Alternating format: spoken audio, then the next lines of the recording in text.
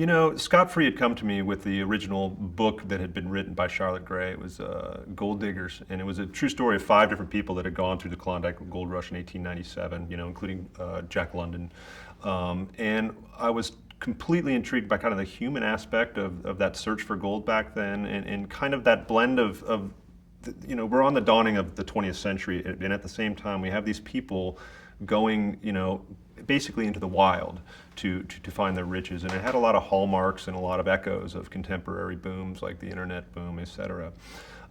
And it was really fascinating to me to see kind of quote unquote modern people going into those kind of more primitive environs. And the question for me was, well, what happens when you go into the wild? Do you become wild ultimately?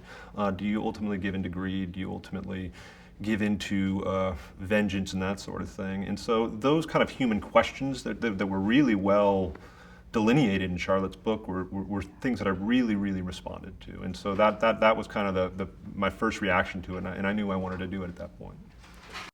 Well, it's interesting. In putting together a TV project, you always get very nervous once you get the green light, because TV is so predicated on getting a good cast. You know, you can have a good script or you could have a good director, but if you have, you know, a donut hole at the center of your production in terms of an actor, the audience just doesn't care, you know.